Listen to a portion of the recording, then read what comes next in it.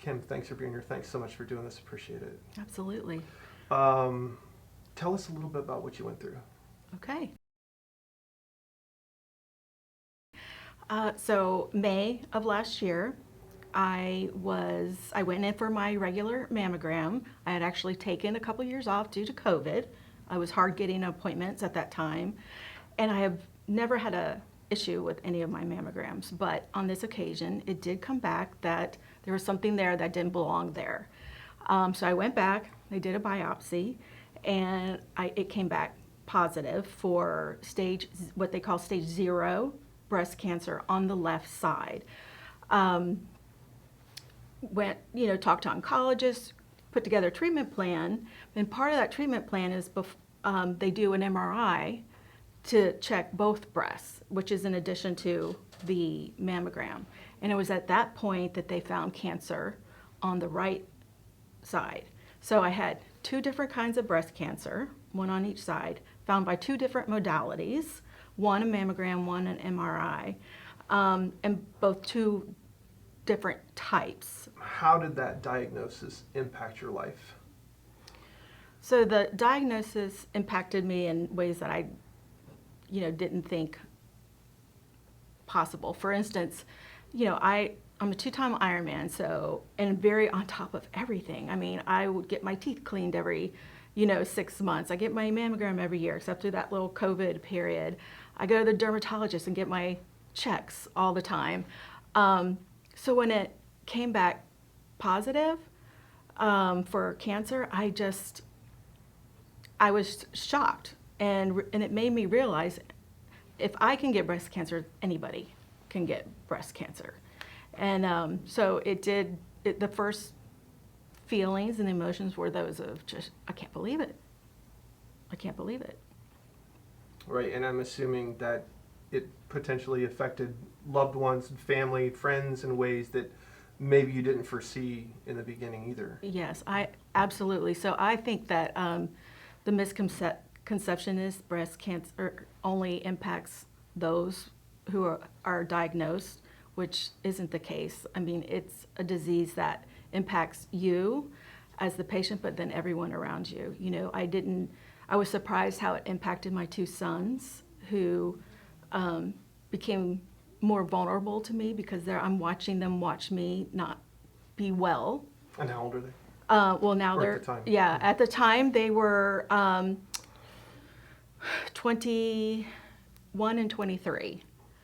And I was just very open and honest with them about what was going on. My mom, can you imagine, as a parent, seeing your children go through something that could potentially be life-threatening or going through potentially, painful procedures. I wasn't expecting I didn't think about that part. Yeah, a lot of times people think, well, I'm an adult now, but your children are all your children. You have children and you know that, so, your mom feels the same way. Yeah, exactly, Right. exactly. Did it change your perspective of life? I mean, of course, I'm sure it did. What ways did it change? Yeah, I don't think you can go through something like cancer and not be impacted. And in so many ways, obviously the physical aspects of it, emotionally you become vulnerable. You begin to think about your own mortality in ways that you hadn't before. You're scared. You're scared of the unknown. But those are all things that you can work through.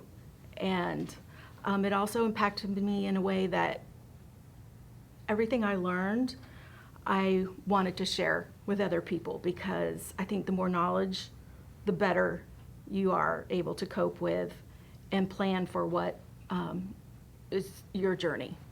So is that something that developed for you? Is that kind of the early signs for you that I'm going to want to do more with this than just survive this process? I mean, did you figure that out while you were going through the process, or did you have to get through the process first before you realized that you No, were?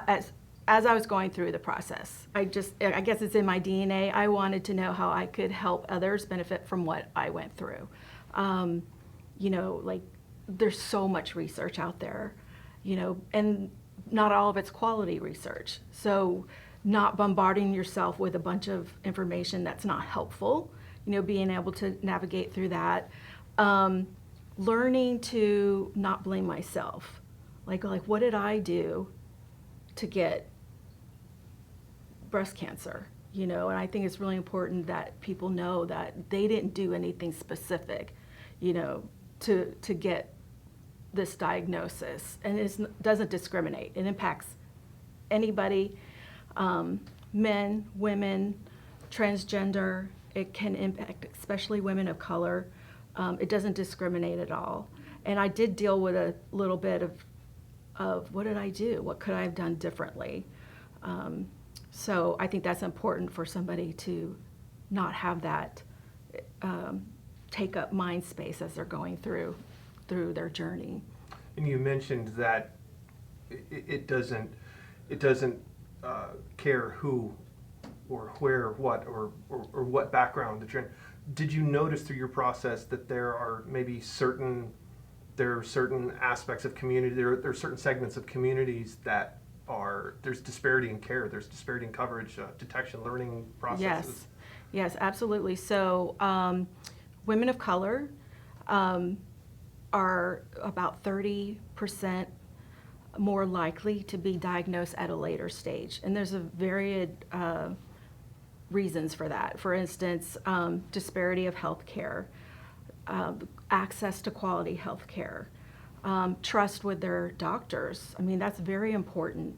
But yes, so they're being diagnosed at a later stage. And at a later stage diagnosis, the less options you have available to combat the disease. Were there individuals that inspired you through this process? Yeah, so of course, I am very lucky to have an amazing support group. Not just my family, who, my mom and my sister are both nurses, so I was very lucky in that aspect. My boys made me laugh all the time, but my friends came out for me in a way that I never expected. And I mean, just dropping by, sending random texts, bringing me lunch, doing my laundry, just really showed up in a way that I didn't expect. And as women, we try to put everybody else first. We want to take care of everybody else before we take care of ourselves. And when you're going through treatment, you're sick. And you don't want to put anybody out. So when somebody asks you, what can I do? We tend to say, we're fine, we got it. And they didn't do that, they just did it. And that was such a blessing. That really helped quite a bit. What were some programs and services throughout that process that were exceptionally helpful for you? Mm-hmm. So this is kind of a hard one for me because Okay. There are support groups and things like that are available, but I didn't take advantage of those. I didn't do that. I really connected with my doctor, and I think that's what's so important. You have to advocate for your own health, and you have to be a partner in your own healthcare decisions. So I had complete access to my doctor. Like, if I needed something, I could text him and he would respond. So I had questions about the different options. And like I said, earlier detection, more options. It could be a deep surgery. It could be a total mastectomy. It could be a lumpectomy where they take out the tumor followed by radiation. And it's a very personal decision. You could be flat where you have nothing at all. It's very personal. So I reached out to women who I know who have gone through different procedures and got their experience. I was very much in communication with my doctor to get his feedback. And I got second opinion as well, and I think that's also very important. And I knew after doing all of that research, after talking to women who have been through it, I knew exactly what I wanted to do and what was right for me. And that was what gave me a lot of peace of mind and was helpful to me as, as I went through that. Were there specific obstacles that you remember having to overcome Yes. that you want to speak about? Sure. So some of the obstacles, it's very, I think, human nature to you find someone that has been diagnosed with the same cancer as you, is going through the same treatment as you, on the same medication as you, but you could have two completely different cancer experiences. And so, I would encourage women to listen to other women, but do not expect your journey to be the same as theirs. So for instance, for me, I had experienced complications from some of the surgeries, which put my final to be on the other side of this back by about 10 months. So there's another example would be I'm on a medication that I am experiencing many side effects where someone else who's on the same medication has none of the side effects. So it's important that you don't compare yourself to anybody else when it, or feel guilty that, I'm doing everything right, I'm doing what she did, but I'm not having the same experience or journey that they are. My advice is to stay in the moment. It's easy to look at the end game, but then I feel like you set yourself up for disappointment, and just go through one step at a time. Like, get through this stage. And once you're at the end of that stage, then you're ready to take on the next stage to get you where you finally want to go. Because if you focus on the end, and you could be setting yourself up for a disappointment. And I definitely had those along the way. So that would be my advice, not to do that. So I know you talked a bit about misconceptions and stigmas about cancer, but is there more you wanted to talk a bit about, things that people are told or things that they're kind of expecting going into this process based on what they've heard that's actually not accurate? I have several of those. So first, and I mentioned it before, is it's nothing that you did that made you get cancer. Like it's important that I think patients realize that they don't carry that guilt with them going into the diagnosis and the treatment. I think a big misconception is once I get my mammogram, I'm good, and it comes back clean. I'm good until next year, and that is so not the case. It's so important that after you get your mammogram, that you still do your monthly checks in the shower. And like I like to tell my friends, it's your hands, your boobs, feel them in the shower, cup of feel, get them, and because if you wait, you find a lump, and you had waited a year till your next mammogram, then you're going to be diagnosed at a much later stage. So I think that's a huge misconception. Not just get your mammogram, but do your mammogram and monthly checks. Big misconception is, and I've heard several friends say this, is, well, breast cancer doesn't run in my family. I don't have the BRCA gene, so I'm not going to get breast cancer. And not having that gene does not make you immune to breast cancer. A smaller percentage of breast cancers come from a mutated gene. So that's not a reason not to get your mammogram or even think that you're not going to get breast cancer.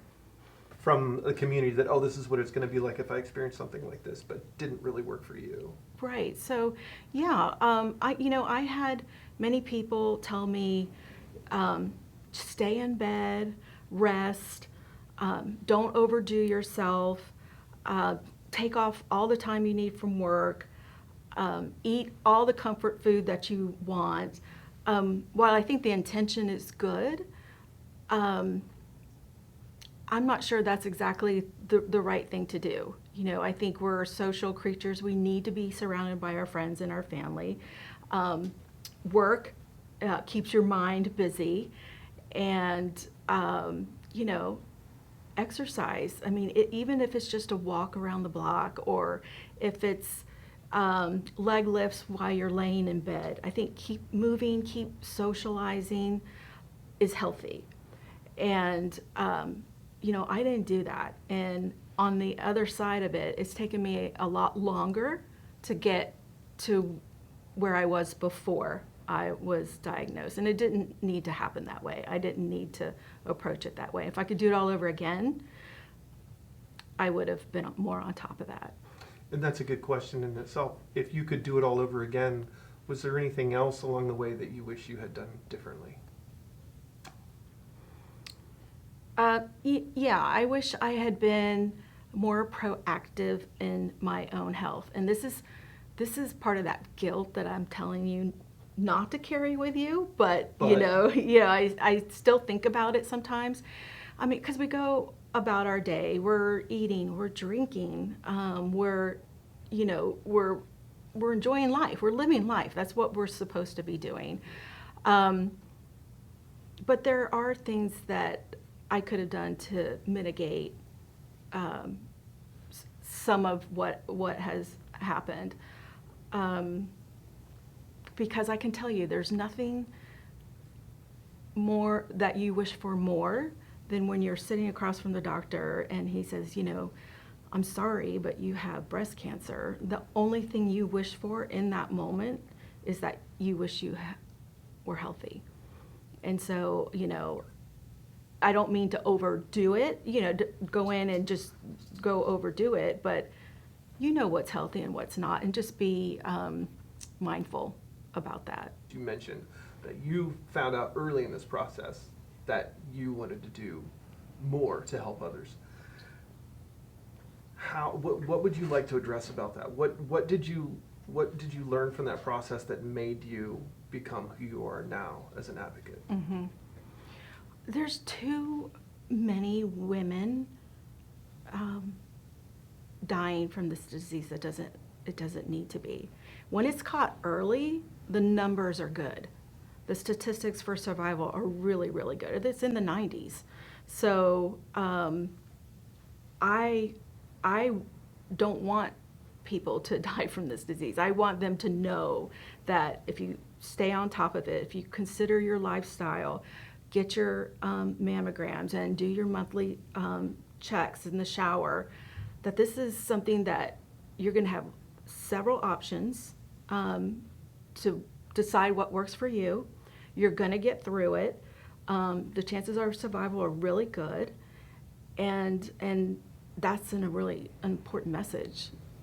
Do you think people like yourself find from things like this, like they say a lot of times that successful entrepreneurs or people that go out and start great organizations, do you think that they find it within themselves going through things like that, or do you think maybe it was something that you were born with, or did it just awaken through the process? It definitely was an awakening, I believe, through the process. You know, I went in thinking probably more old school about breast cancer, but the more I learned, the more that I realized, okay, I have options. I'm going to be fine. Yeah, it's going to suck. Cancer is rude, especially breast cancer. But I have options. I'm alive, and I'm going to get through this. And you know, I like to tell my friends that breast cancer, it's a word. It's not a sentence, but it's a word if you catch it early. So I'm on a mission to make sure people are aware that they've got to take care of themselves, be an advocate for themselves. If something's not right, they got to speak up. They have got to get their mammograms and do their checks, and then you're gonna make it. You're gonna be okay. So, throughout this process, what did you find for yourself for support that you think others should know about?